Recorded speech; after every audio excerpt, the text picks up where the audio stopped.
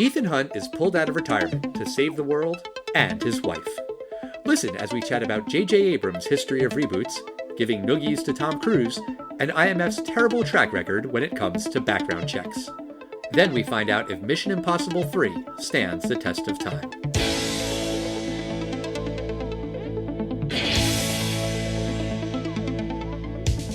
Test of time, James and Alan have their say. Do the movies you love still hold up today? James says Gladiator with a glut, and Alan says as a father blah blah. It's the test of time, James and Alan have their say. Do the movies you love still hold up today? Test of time, James and Alan have their say. Do the movies you love still hold up today?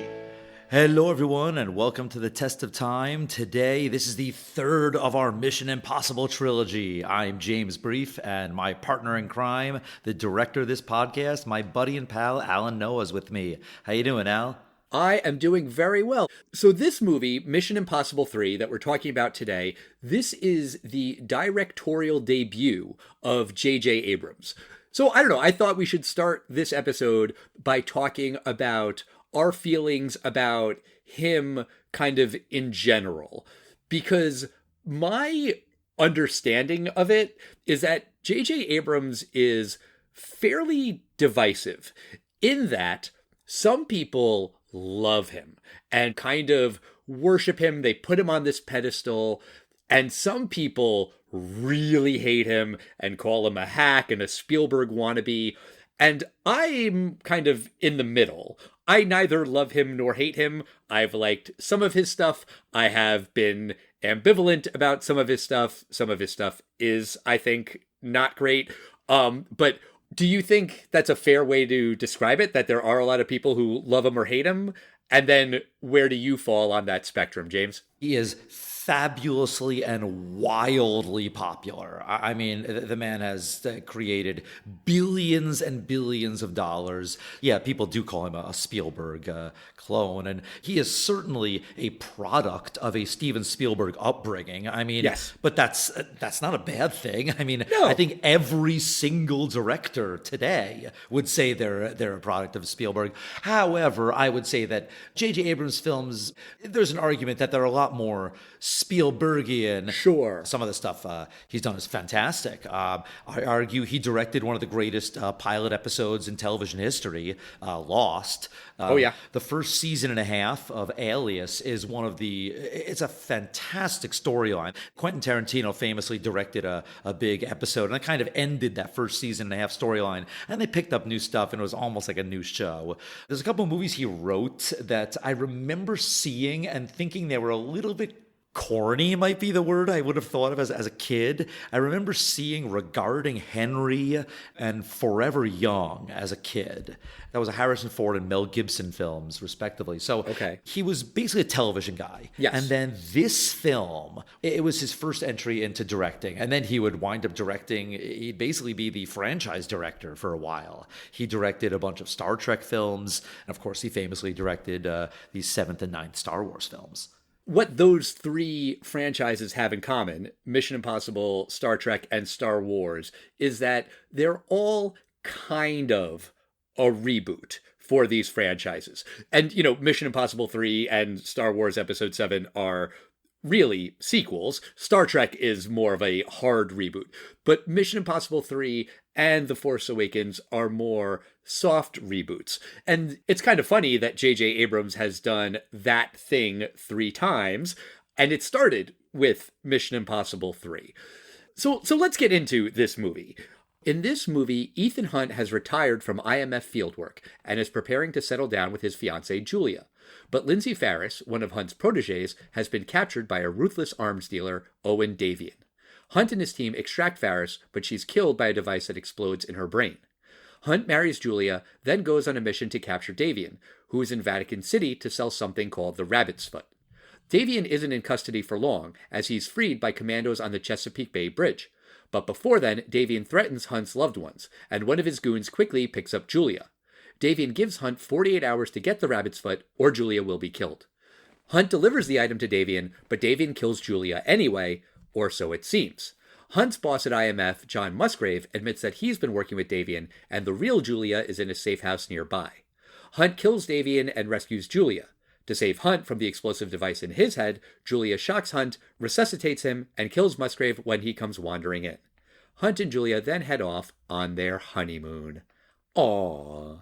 I do like how you say that they head off on their honeymoon because Davian is sort of killed by his head getting chopped off. Oh, yeah, I didn't even mean that, but yeah, sure. I'll go with the decapitation joke. Why not? So this movie did well, but I remember that it made less money than the first two, right? Yeah, it did. This film came out on March 5th, 2006, and at a $150 million budget. So this is a big budget for 2006. This is actually one of the worst performing films in the franchise. It opened with $47 million. It was actually at number one for 2 weeks. It wound up earning $134 million domestically, so under its own budget, but it earned just a hair under $400 million worldwide. So quite successful. The world really liked this film a little more than the States did. This film, I feel like people were a little hesitant because of this, not bad taste, but they weren't screaming for a third Mission Impossible 3, I think would be fair to say. Well, I think that's true. Also, people were not super into Tom Cruise at this time. That's true. I believe it was 2005 when he was jumping up and down on Oprah's couch about Katie Holmes, which made people laugh at him. To me, that wasn't a reason to hate the guy. That was a reason to kind of point your finger and laugh at the guy. But then when he started talking about how psychiatry is fake and postpartum depression isn't real, like that pissed people off. And then South Park made fun of his religion, Scientology, and Tom Cruise specifically. And there was this whole story that Tom Cruise demanded that Paramount pull the episode because South Park's on Comedy Central. Paramount owns Comedy Central. Paramount is also the distributor for Mission Impossible. And that story has been disputed. Tom Cruise denies that he ever tried to squash that episode. But it almost doesn't matter because people believed that he was going to do that. And fans of South Park were like, fuck you, don't go see Mission Impossible 3. How much did that hurt the box office take? I don't know.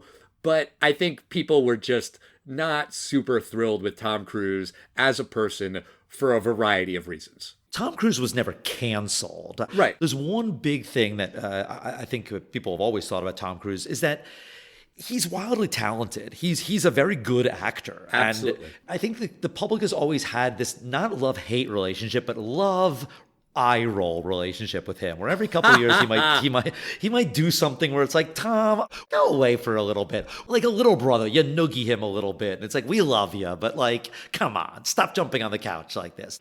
Right, it's just a little silly. And he was also one of those guys that during COVID he was caught on a hot mic, like screaming at people that they weren't following COVID protocols, and that split people up because I think half the people were making fun of him for being super intense Tom Cruise, and half the people were like, yeah, I guess. I mean, the guy's trying to keep 300 people employed when Hollywood is just completely shut down. So I think he's always going to have a camp with him and against him.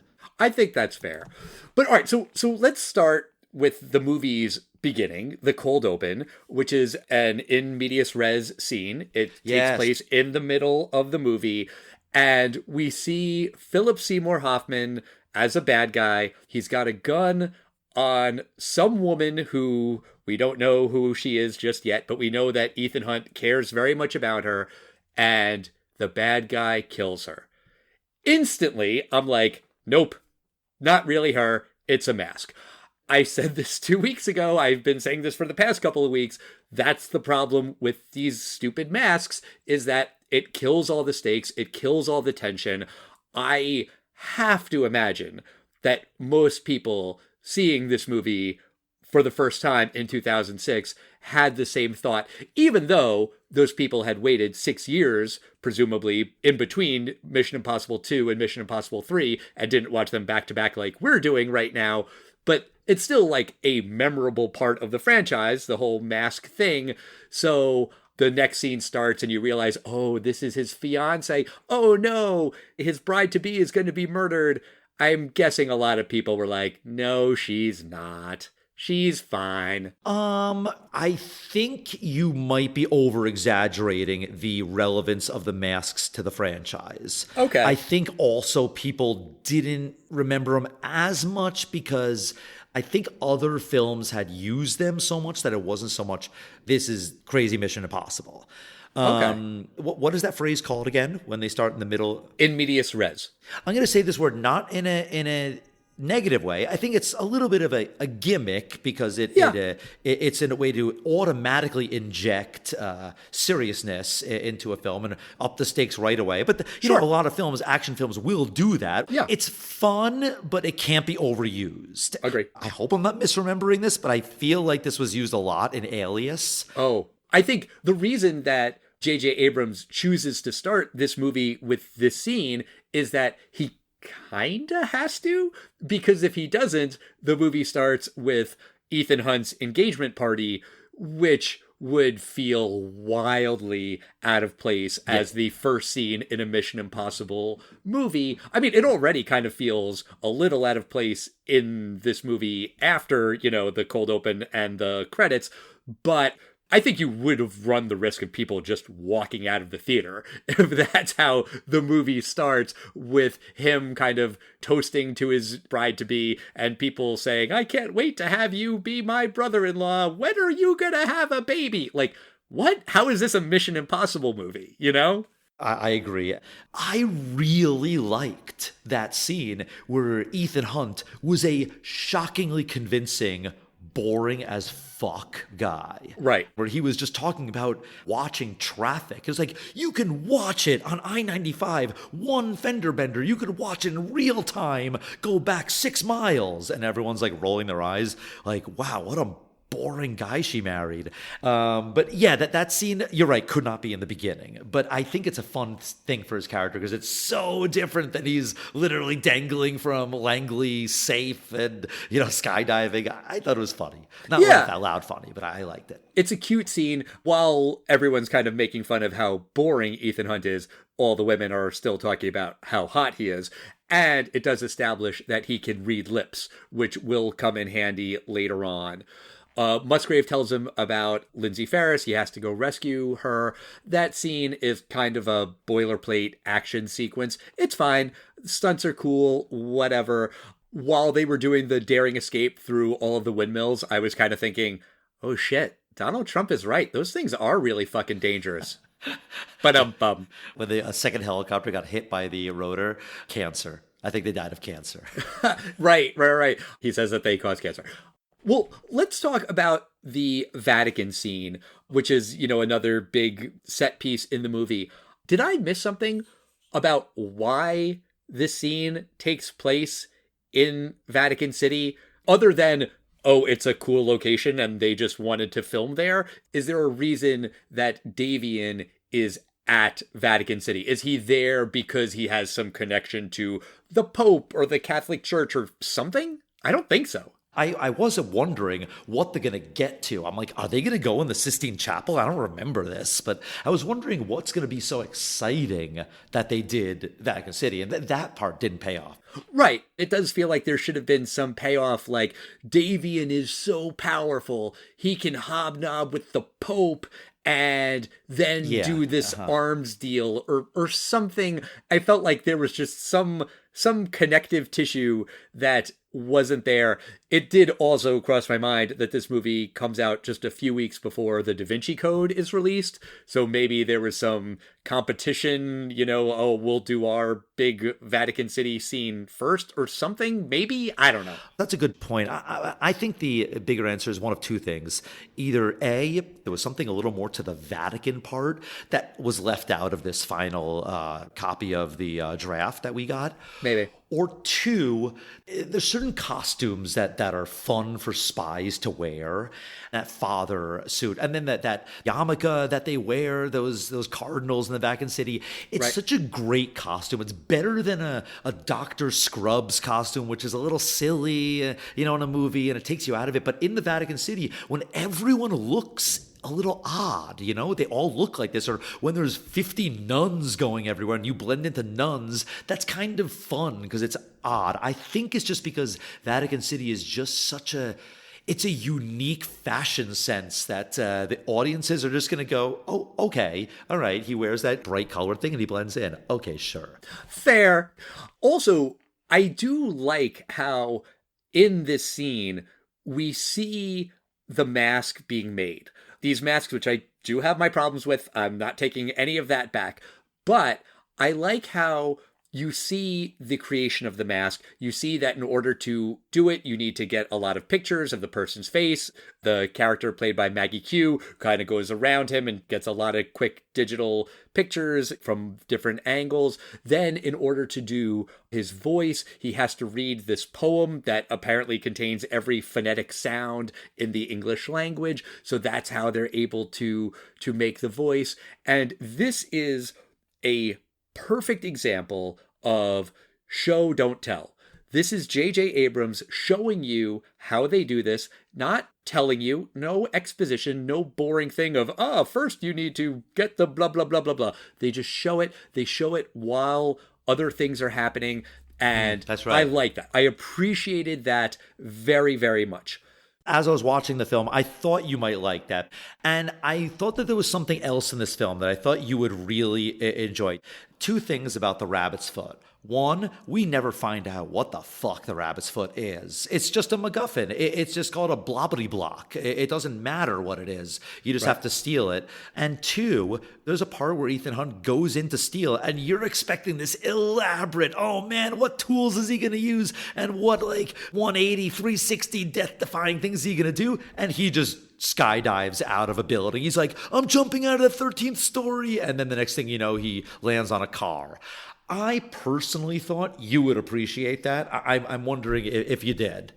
I find it really fascinating that you think I would have loved that. Here's kind of my big picture take on it. I think that what this movie is doing here is it's trying to have its cake and eat it too.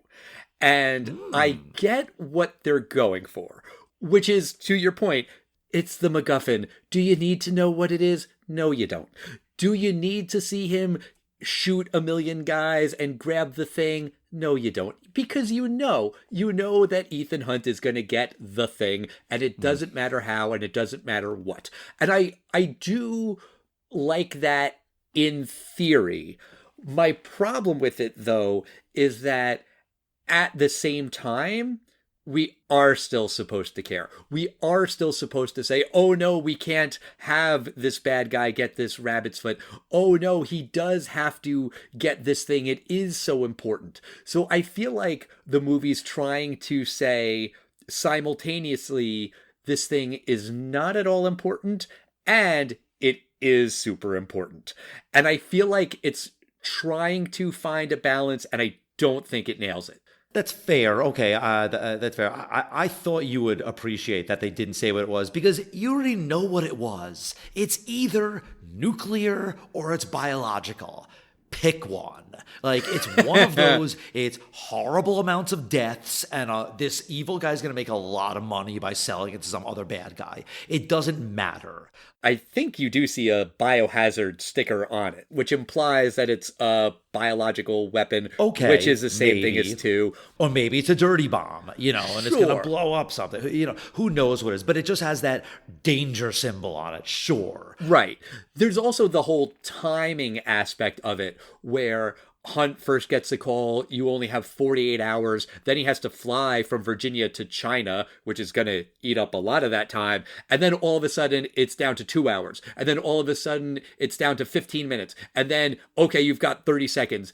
That annoys me a little bit too, because you're kind of saying to the audience with a wink, hey, these stakes don't matter.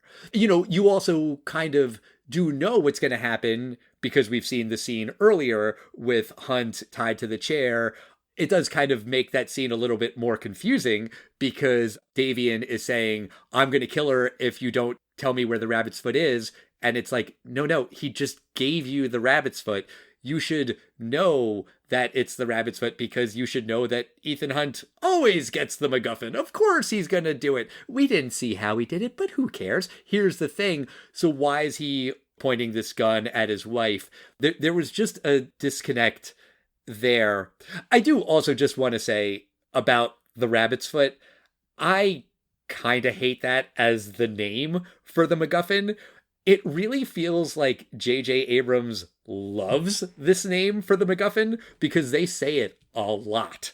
If you did a drinking game, take a shot every time someone in this movie says the rabbit's foot, you're going to be drunk or dead by the end of this movie. That's fair. I didn't pick up on that because you know what I was thinking the whole time? I kind of liked it because between MI3 and now, Chernobyl has come out, and a lot of people talk about Chernobyl, what happened there. And there's something at Chernobyl called the elephant's foot. I don't know if you know what that is. That's like the heart of the radiation.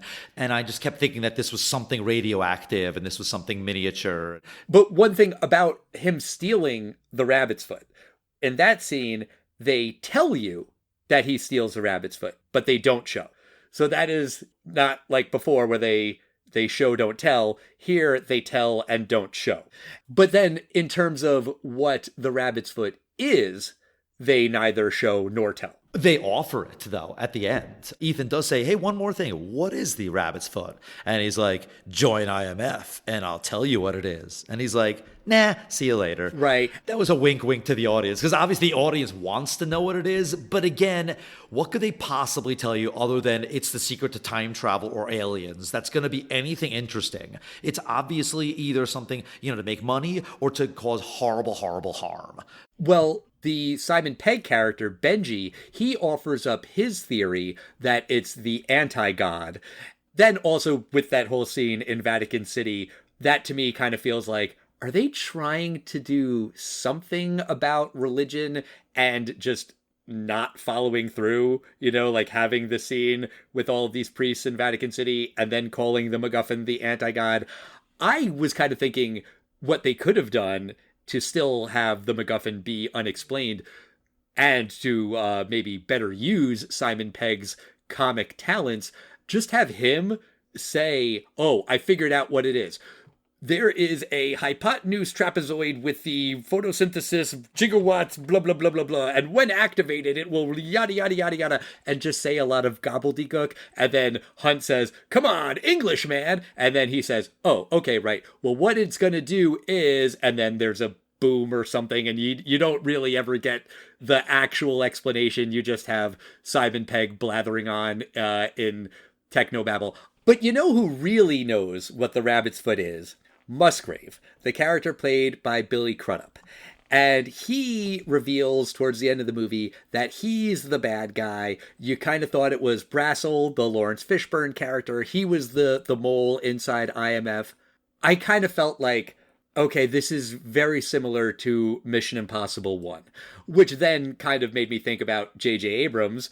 One of the chief complaints about The Force Awakens was that movie took a lot from Episode 4, A New Hope, and here's J.J. Abrams again doing a kind of sort of reboot and just stealing a major plot point from the first movie, which kind of made me roll my eyes. It doesn't make any sense. Musgrave's rationale for working with Davian is pretty fucking thin, where his whole take is that you need to have this deal go down so that it can be witnessed and documented, and then America can do what it does best and bomb the shit out of some Middle Eastern country and then clean it up, put in infrastructure, and then establish a new democracy. That, I really think, as an idea, does not stand the test of time. In 2006, this is, after we've bombed the shit out of Afghanistan and removed the Taliban from power. Now here, 19 years later, it's 2025, and who rules Afghanistan? The Taliban. So this is not necessarily a strength of America that it's a thing that we're so good at. I kind of thought that was a little weak. I feel like in 2006, say that Davian is working with the Middle East. I just thought that would be so much easier to say. My problem with Jon Voight's motivation in the first movie is that I get why maybe he would have been frustrated, but I don't understand why that frustration would have led him to kill his entire team. Similarly, here, I get what Musgrave is kind of going for. There's also some racism in there. He just casually mentions that he's smarter than Brassels, who's just an affirmative action poster boy, played by Lawrence Fishburne, who's black. Like, oh, they just kind of threw that one line in there. But also, that doesn't justify him being a full-on traitor. That scene where they extract Davian on the bridge, American civilians were killed in that strike. You don't see it. The movie does a good job of, oh, this person's wounded, I'll help her, like that kind of thing. But they blow the shit out of a bridge on American soil. A lot of Americans are dead. If Musgrave really believes what he believes, and that Davian should be allowed to do this deal, and that's better for the country and the world, and yeah, sorry, it sucks, but maybe Davian gets a little slap on the wrist and he goes free, then he should be pitching that to Brassels, his boss. Oh, he doesn't like Brassels because he's racist? Find a senator or someone who he can make this appeal to, as opposed to murdering your fellow IMF agents, murdering innocent civilians on this bridge. It just doesn't make sense. I mean, it does make sense in that, unfortunately, there is, whether it's real or not, I won't go into the conspiracies of it. That's what's called a false flag. Yeah. If you do believe what Musgrave thinks, you do have to have Americans killed in order to anger people to have your holy war that you're going to want. I just wish it was a little bit more straightforward, that he was either saying it was straight up for money, or if there was something a little more specific. I didn't like we'll be able to document it so that in a court of law, I'm like, these kind of warlords just go in and blow up their houses, I figure. Like, I just thought it was a little lame. I didn't mind that he's willing to kill good guys or even people on his own team. I think that's just what scumbag, false flag guys are willing to do. That's fair. I get that point of view. I just feel like you don't get that full motivation from his little villain monologue. That's fair. Also, I don't know who's doing the hiring at IMF, but that person needs to be fucking fired. In the first movie, you've got John Voight, who's the head of IMF, who's a traitor. Ambrose in the second movie, he's the villain. He's a rogue IMF agent. And now in the third movie, you've got another rogue IMF agent who's a traitor. Background checks, maybe? Like, do them better, do them more thoroughly. Like, they are really dropping the ball here. To be fair, I think that's probably one of those, they call it like one of those dictator's follies, or it's one of these catch-22s that if you're going to have such a black agency, black ops, meaning like it's so off the books, you're probably going to get corruption. Yes, they keep having traitors, but I think that's probably inevitable in something that, by definition, probably has very little to no oversight. There's probably very few senators that know of the existence of this IMF. Yeah. Speaking of which, I appreciated in this film that Michelle Monaghan's character, she's like, wait, what government agency do you work for? And when he says it's called Impossible Mission Force, she laughs at him. She's like, are you kidding me? Like, it is a stupid name. Yes. Well, James, let me ask you, what do you think about the movie as a whole? Does Mission Impossible 3 stand the test of time? I think yes. This film, I think, is an improvement on the first two films. Do I think it's an amazing film? No. Do I think it's a very competent film? Yes. I think it's one of these films that almost checks off the boxes of what I want in a good film. I think it's well acted. I really, really like the late Philip Seymour Hoffman. There is one monologue where Davian is captured, and now IMF's a little smug, and they're like, we got you now. And Davian's character just turns to him and just in the most monotone way. It's absolutely terrifying. I think it's just delivered in the most sociopathic way possible. He just says to him, I am going to find somebody that you love, and I'm going to hurt them in front of you. I'm going to make you watch. I'm going to make you suffer. Then I'm going to put a bullet in their head. Like, it's just so cold. You screwed me. I'm going to get you 10 times worse. He mentioned something. He's like, one of the agents, what we did to him, that was fun. Killing Lindsay. That's what he's talking about. Yeah. Philip Seymour Hoffman is chewing the scenery. He is relishing this role. I think it's fair to say he's probably the best part of this movie. I agree. I think also a really good introduction in this film is the addition of Simon Pegg's character. He's great. Ethan is great. I think the team is good. I like the story. I don't love the story. I like that they don't tell you what the rabbit's foot is. I don't love that they don't tell you what the rabbit's foot is. Okay. But I like that they do things differently. I like that Ethan has tried to get back to his old life, and just like in Godfather 3 and Mission Impossible 3, just when they tries to get out, they pull him back in.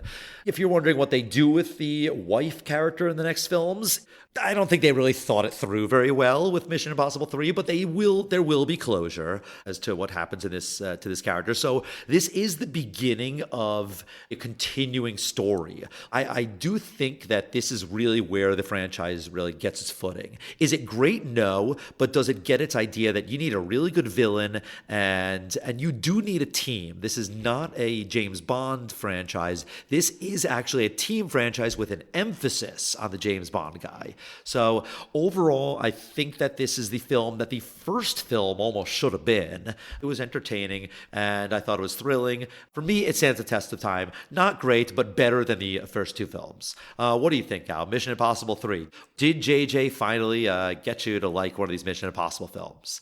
I agree with you that this movie is better than 1 and 2. I think it is far and away an improvement over those first two movies. Also, at the same time, it's still not very good. I think that's more about just how much I didn't like the first two. But I really do appreciate what J.J. Abrams is going for here with this movie. He's trying to do a character study. He wants to explore who is Ethan Hunt. And I think that's a really interesting idea. Because in the first two movies, he is effectively, not literally, but basically a superhero. He just can do all of these amazing things. And the first two movies are about what Ethan Hunt can do. And this movie is about who Ethan Hunt is. Or it's supposed to be about that. Davian even says to Ethan Hunt, "Who are you?" when he starts threatening him and his loved ones, like in that scene on the plane, he specifically says, "Who are you?" And I think that's what J.J. Abrams is trying to get at. And I also wonder if that's connected to the whole rabbit's foot thing. You know, like, you want to know, what is the rabbit's foot? And maybe the answer is that Ethan Hunt is the rabbit's foot? You know, that it's just some mysterious deadly force that you can't really explain, but you just know that this thing is powerful or something. Like, I don't really get what the end of it is. I don't really get the point, the punchline, the conclusion to all of these questions. And I like that J.J. Abrams is asking these questions, but I am frustrated by the fact that I don't think he answers them in a satisfactory way. Because of that, it is disappointing. And the movie is another disappointment that I think doesn't stand the test of time. Even though I can see what JJ was going for, and I respect it, genuinely. After David Fincher left the project, there was talk about Ang Lee coming in and some other directors. And when Tom Cruise decided he wanted J.J. Abrams, they gave him some version of a script, and J.J. Abrams said, "Yeah, I'm not the guy for this. I can't make that movie." Which is a ballsy thing to say, you know, when you've never directed a movie before, and the biggest movie star in the world says, "Come direct my movie," to say, I don't think I'm the right guy. And Tom Cruise, to his credit, said, "Okay, you know what? Make the movie that you want to make. Let's make the J.J. Abrams Mission Impossible." And that's pretty cool of Tom Cruise to say that. That's pretty cool that J.J. Abrams got to do that. But I wonder if there was maybe just too much other baggage, too many other boxes that needed to be checked of what a Mission Impossible movie is and has to be, where maybe J.J. Abrams couldn't do everything he wanted. Maybe he did. Maybe this is exactly the movie he wanted to make, and it still just doesn't work for me. But I don't think this movie stands the test of time, unfortunately. Also, I do like the fact that J.J. Abrams is exploring not just who Ethan Hunt is, but what a marriage for this guy could look like. I think that's an interesting question. I was a little frustrated by the fact that the movie completely glosses over the fact that Hunt lied to her. He told her that he worked for the Department of Transportation. He marries her without coming clean about what his job is, what this mission is, where he's going, what he's going to do. You know, I could believe that maybe as a couple they could work past that, sure. But because there is an emphasis in the movie about exploring the relationship and the relationship dynamics for a spy, I think it's kind of a pretty big thing to just gloss over that he's been lying to her for all of this time. And she loves him, but she doesn't really know all about him. She doesn't know the real him. That feels shitty. Perfectly fair. And this film reminded me of another film in two ways. It reminded me of True Lies. One, where you have a super secret spy from a super secret government agency that no one's ever heard of. And then he also has a family life that he's got to tell them. He's got a boring day job. True Lies definitely explores the personal effects of that in your day-to-day life more than this film. But do you know what else this film has in common with True Lies? No, I don't. They blow up one of the Florida Keys causeways. Oh. It's really very similar. In this movie, they call it the Chesapeake Bay Bridge, but yeah, it's clearly not. You're right. I think it is Washington, but I thought it was the Florida Keys. It's supposed to be in Virginia, but is very clearly the Florida Keys. You are not wrong. Random question. I think I have asked you this a long time ago. You didn't watch Andor, right? The Star Wars show? I saw the first half of the first season, and then I got distracted by something, and then I forgot to watch the second half. Okay. I bring it up because the second season just ended, and it's an unfair comparison in a lot of ways. Andor is far more political and far more militaristic. But Cassian Andor and Ethan Hunt are both spies. And the show Andor does explore some of the things that these movies explore, and also this movie specifically about, you know, what a marriage can look like for a spy and what relationships can you have. Also, you know, just big picture spy stuff, finding out information, passing along information, telling people important information, and then people don't believe it and assuming different identities and yada, yada, yada. It's in my mind because I just finished watching the second season kind of while watching these movies, and Andor is just so much better. It explores these ideas in a way that is so much more rich and powerful and moving. And I think really ultimately it comes down to writing and acting and directing too, but it's just vastly, vastly superior in every single way. I'll get it checked out eventually. You should. Oh, and just one other kind of random programming note for the Test of Time podcast. We have been doing a lot of Tom Cruise movies. We did Magnolia late 2024. We did The Color of Money, and these three movies. We are going to dip our toe back into the Tom Cruise well in a few weeks. We have an episode coming out on the 4th of July, so I feel like we have to do Born on the 4th of July. Maybe after that, we'll give Tom Cruise a little break on the podcast, just because we've been doing so much. But we'll come back to do, you know, Days of Thunder and Cocktail and some of his other movies eventually, for sure. But that's going to do it for us this week. Next week, we have a special guest returning to the show. Eddie Perez-Cortez is going to join us to talk about American Pie. Eddie has been angling to come back on the show for a while, and that's the movie he picked. So we're going to watch a teen sex comedy that'll change up the genres of what we've been doing lately. Oh, yes, it will. In the meantime, we want to hear from you. We are at Test of Time Pod on Facebook, X, Instagram, and Threads. Let us know your thoughts on Tom Cruise jumping on couches, on J.J. Abrams, on Mission Impossible. If you've seen the new Mission Impossible, what you think about the franchise in general. We love hearing from you, and we'll see you next time, everybody. Bye.